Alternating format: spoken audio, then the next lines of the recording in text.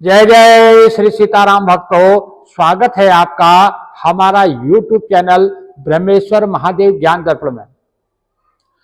भक्तजनों, आज हम चर्चा करने वाले हैं माघ मास के शुक्ल पक्ष में जो एकादशी का जो व्रत आता है, वो एकादशी कब व्रत पड़ेगा, वो कब पड़ने वाला है। इस एकादशी का नाम जो है जया नाम से जो एकादशी होती है, इसका महात्म्य क्या है और इसका पालना का समय क्या रहेगा, इसके व्रत जो है पूजा कैसे की जाएगी, ये सारी विस्तार से हम जानकारी देने वाले हैं।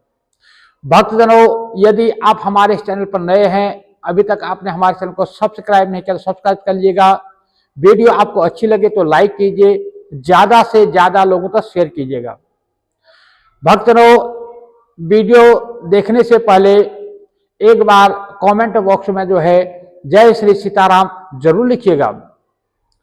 भक्तजनों, यदि आप लाइक करते हैं तभी जो है हमें पता चलता है कि जो है ये वीडियो आपको जो है अच्छी लग रही है या आपके जो है काम आ रही है, उससे जो है हमारा प्रोत्साहन बढ़ता है।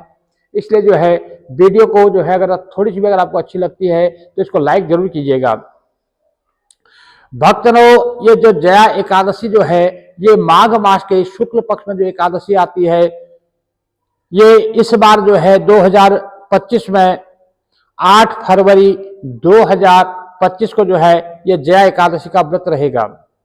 एकादशी तिथि का जो प्रारंभ है, जो एकादशी जो तिथि प्रारंभ हो रही है, वो 7 फरवरी शुक्रवार को शाम को 9:27 पे जो है एकादशी तिथि प्रारंभ हो रही है और जो 8 फरवरी शनिवार को रात्रि में जो है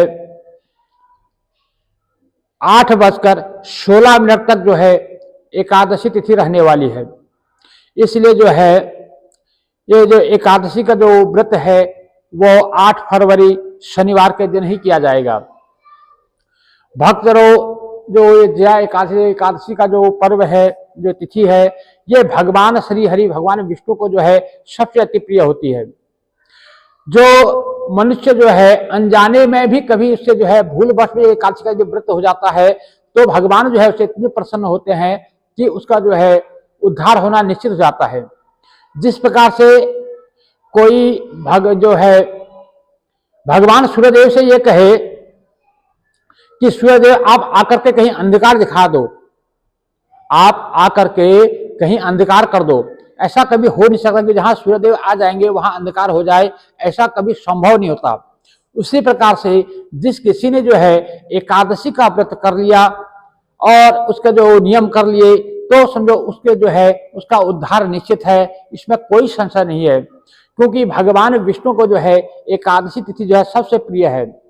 जो एकादशी तिथि तिथि का जो प्रादुर्भाव है, ये जो है भगवान के अंश से उत्पन्न हुई है, तो इसलिए जो है इसको श्री हरि भगवान विष्णु का ही स्वरूप से माना जाता है। तो ये जो है वर्ष में जो है जो महीने में 2 एकादशी आती है, कृष्ण पक्ष की, एक शुक्ल पक्ष की। तो इस प्रकार से जो है वर्ष में 2 एकादशी, वर्ष की जो है 24 एकादशी हुई और 2 एकादशी होती है जो मल मास, जो पुरुषोत्तम मास आता है, उसमें 2 आती हैं। तो इस प्रकार से जो है ये 26 टोटल कुल जो है एकादशियां होती हैं। तो इन एकादशियों का जो व्रत का जो कर लेता है, इसका जो महात्म्य है उसको कहने में कोई भी जो है असमर्थ है। इसका जो महात्म्य है, एकादशी व्रत जो पूरे कर लेता है, उसका जो महात्म्य है वो इतना ज्यादा है कि उसको कहने में जो है सभी ऋषि मुनि भी जो है नेति नेति अर्थात इससे भी ज्यादा कहते हैं। इससे इसका इतना ज्यादा महत्व है। इसलिए जो भी वैष्णव जन है उनको जो है एकादशी का व्रत जरूर करना चाहिए। कोई किसी कारण से जो कोई जैसे कोई रोग से ग्रसित है या कोई वृद्धावस्था में है या जो भी किसी प्रकार से अस्वस्थ है, वो व्रत करने में असमर्थ है, तो उनको जो है इसके नियमों को जो है पालन कर लेना चाहिए और सुबह श्री हरि भगवान विष्णु का पूजन करके और उनको जो है भोग लगा करके उसके बाद फल, जूस या दूध इत्यादि लेकर के जो है अपना दिन जो है निकालना चाहिए। भक्तों, इस प्रकार से ये जो है जया एकादशी का जो महत्व है, इसकी जो कथा है हम जो है आपको विस्तार से अगली जो वीडियो हम आपको भेजेंगे उसमें जो है हम कथा सुनाएंगे। आज हम जो है इसके जो व्रत के जो नियम है, इसके जो व्रत के जो करने का जो नियम है उसके बारे में हम चर्चा कर रहे हैं। भक्तजनों, जैसे कि एकादशी का जो नियम होता है वो एक दिन पहले शुरू हो जाता है, यानी दशमी के दिन से ही जो है एकादशी के नियम शुरू हो जाते हैं। एकादशी के दिन सवेरे जो है ब्रह्म मुहूर्त में उठना होता है। माफ कीजिएगा, दशमी के दिन से जो है इसके मुहूर्त शुरू हो जाते हैं, तो दशमी के दिन जो है सवेरे ब्रह्म मुहूर्त में उठना होता है। उस दिन सात्विक भोजन लेना होता है, ब्रह्मचर्य का पालन करना होता है, और घर में जहाँ अपने जो व्रती लोग हैं वो अपना जो है आसपास सब जो है साफ सफाई इत्यादि कर लेते हैं, और सायंकाल में जो है सूर्य अस्त होने से पहले ही जो है भोजन कर लेते हैं। और रात्रि में जो है धरती में शयन करना होता है, और रात्रि भर जो है भगवान श्री हरि विष्णु का जो है नाम स्मरण करते हुए रात्रि को व्यतीत करते हैं। और इस प्रकार से एकादशी के दिन जो है प्रातः में ब्रह्म मुहूर्त में उठना है। यदि किसी प्रकार से आप ब्रह्म मुहूर्त में नहीं भी उठ पाते हैं तो कम से कम सूर्य उदय होने से पहले तो आपको जरूर जग जाना चाहिए। वैसे जो है ब्रह्म मुहूर्त में उठ करके स्नानादि से निवृत्त हो जाएं। माघ के महीने की एकादशी है, इसलिए जो आप स्नान करेंगे तो उस यदि आपके आसपास में कोई गंगा या यमुना या कोई पवित्र नदी है तो वहां स्नान कीजिए। यदि ऐसा संभव नहीं है तो आप घर में जब स्नान करते हैं तो अपने स्नान के जो पानी है उसमें थोड़ा गंगा जल अथवा कोई पवित्र तीर्थ का जल है उसको मिश्रित कर लीजिए, थोड़ा उसमें काले तिल डाल लीजिए, उससे जो है आप स्नान कीजिएगा। और स्नान आदि से निवृत्त होकर के सबसे पहले जो है भगवान सूर्यदेव को जो है अर्घ्य देना है, सूर्यदेव को नमस्कार करना है, धरती को नमस्कार करना है, और उसके बाद अपने घर में जो बड़े बुजुर्ग हैं उन सबको नमस्कार करना है। उसके बाद जो आपका पूजा का स्थल है जहां पूजा करते हैं वहां पर जो है आकर के एक सुंदर घी का दीपक जलाना है। यदि पूजा का कोई स्थल ऐसा निश्चित नहीं है तो आप जो है कहीं पर भी जो है चौकी बिछा करके उसके ऊपर पीला कपड़ा बिछा करके श्री हरि भगवान विष्णु का जो है मूर्ति, विग्रह या फोटो इत्यादि जो भी है वो रख करके जो है उसके आगे जो है घी का दीपक जलाएं। और घी का दीपक जलाने के पश्चात सबसे पहले जो है 1 मिनट के लिए मौन रह करके अपने सदगुरुदेव जी का ध्यान करें। गुरुदेव जी से जो है मनी मन आज्ञा लें, उनको प्रणाम करें। उसके बाद जिनके बताने से, जिनके बताए हुए द्वारा आप जिस व्रत को कर रहे हैं उन संत महापुरुष का भी जो है आप नमस्कार करें, उनको विस्मरण करें। उसके बाद में जो है आप एक संकल्प जरूर लीजिएगा, क्योंकि बिना संकल्प के कोई भी व्रत, नियम, जप, दान इत्यादि जो है पूर्ण फल प्राप्त नहीं दे पाता है। इसलिए जो है सबसे पहले एक संकल्प करें। संकल्प में जो है अपना नाम, अपना गोत्र, अब जिस स्थान पर आप हैं उस स्थान, जिस महीने में करो महीना, पक्ष, दिन, वार इत्यादि जो है बोलते हुए जो है आप श्री हरि भगवान विष्णु के चरणों में जो है हरि ओम तत्सत करके उस संकल्प को छोड़ दिएगा। संकल्प में जो है हाथ में थोड़ा जल लीजिए, थोड़ा अक्षत लीजिए, पुष्प लीजिए, कुछ द्रव्य उसमें रखिए, तो इस प्रकार से संकल्प आता है। संकल्प करने की संक्षेप विधि जो है हम पहले बता चुके हैं, उसका जो लिंक है आपको डिस्क्रिप्शन में मिल जाएगा, वहां से देख करके जो है आप उसको जो है संकल्प कर सकते हैं। संकल्प करने के पश्चात श्री हरि भगवान विष्णु की जो मूर्ति है उनको जो है अभिषेक कीजिए, स्नान करवाइए। यदि जैसे कोई फोटो इत्यादि है तो उसको जो है आप 3 चम्मच पानी डाल करके पादो पाद्यम समर्पयामि नमः, हस्तो अर्घ्यं समर्पयामि नमः, मुखे आचमनीयं समर्पयामि नमः, इस प्रकार से 3 चम्मच पानी डालिए। और यदि आपके पास मूर्ति है तो उसको जो है अभिषेक कीजिए। अभिषेक करने के पश्चात उनको जो है अंग प्रोक्षण करके उनको जो है चंदन लगाइए, तिलक लगाइए, और जो है उनको पुष्पमाला पहनाइए, फूल चढ़ाइए, प्रसाद चढ़ाइए, नैवेद्य चढ़ाइए। नैवेद्य में पंचमेवा, पंच मिठाई जो भी आपके पास उपलब्ध है वो चढ़ाइए। अगर कुछ नहीं तो कम से कम मिश्री ही से आप भगवान को भोग लगा सकते हैं। जो भी आप भगवान को भोग अर्पण करें उसमें तुलसी दल जरूर मिश्रित करें। और भगवान को जो है फलों में केले का फल जो है, कदली फल अति प्रिय है, इसलिए केले का जो है फल भोग लगाएं। यदि 5 प्रकार के फल है तो मैं इनसे कम से कम 2 फल भगवान को अर्पण करें। पान का जोड़ा भगवान को अर्पण करें, जनेऊ भगवान को अर्पण करें, और वहां पर जो है भगवान को सुंदर वस्त्र आभूषण जो है कोई इत्र इत्यादि लगा करके वहां पर जो है भगवान को आच्छादित करें और भगवान को भोग अर्पण करें। पान का जोड़ा दें, और एक जो है 1 चम्मच पानी जो है भगवान को हस्त प्रश्नार्थी कह करके पानी जो है उनको अर्पण करें। इस प्रकार से भगवान का पूजन करें। उसके बाद जो भी आपको भगवान के कोई स्तोत्र आते हैं, कोई स्तुतियों के द्वारा उनका भजन करें। ये भगवान श्री विष्णु सहस्त्र नाम का पाठ कर सकते हैं, गोपाल सहस्त्र नाम का पाठ कर सकते हैं, श्री राम सहस्त्र स्तोत्र का पाठ कर सकते हैं, राम रक्षा सूत्र का पाठ कर सकते हैं, या जो भी आपको स्तुतियां आती हैं उनके द्वारा आप पाठ कीजिएगा। और कोई आपको गुरु मंत्र प्राप्त है तो उस गुरु मंत्र की जो है मालाएं जितनी ज्यादा से ज्यादा आप जपिए। नहीं तो ओम नमो भगवते वासुदेवाय, इस मंत्र का जो है आप 3 माला, 5 माला, 7 माला, 11 माला जितना आप कर सकते हैं इसका माला का जाप कीजिए। और उसके बाद में जो है यदि समय है तो आप कथा श्रवण कर लीजिए। यदि सुबह के समय आपको कथा श्रवण करने का समय नहीं है तो आप दोपहर में अथवा जो है शाम को प्रदोष काल में कथा को श्रवण कर सकते हैं।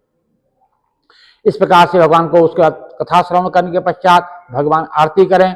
और आरती करने के पश्चात जो है अपने जो अपना रोजमर्रा की जो अपना दिनचर्या है, जैसे हम गृहस्थी जन है, कामकाज जो अपने जो भी करते हैं, जो भी आप कार्य करें उसको भगवान की आज्ञा मान करके, भगवान की सेवा मान करके, जो भी कार्य आपको प्राप्त है उसको जो है पूरी ईमानदारी के साथ जो है भगवान को अर्पण करते हुए उस कार्य को करें। और उसके बाद जो है दिन भर राम राम कृष्ण कृष्ण करते हुए पूरा दिन व्यतीत करें। भक्त जो हम व्रत इत्यादि करते हैं इसमें जो पूर्ण फल जो प्राप्त करने के लिए सबसे पहले है हमें जो है अंदर से संयमित रहना है और ब्रह्मचर्य का पालन करना है। और मनसा वाचा कर्म है, मन से, वाणी से, कर्म से हमेशा पवित्र रहना है। हमने किसी के बारे में अहित नहीं सोचना है, न अहित करना है, न कुछ ऐसी कटुवाणी बोलनी है। हमें हमेशा प्रसन्न रहना है और जो है दूसरों का जो है अच्छा सोचना है।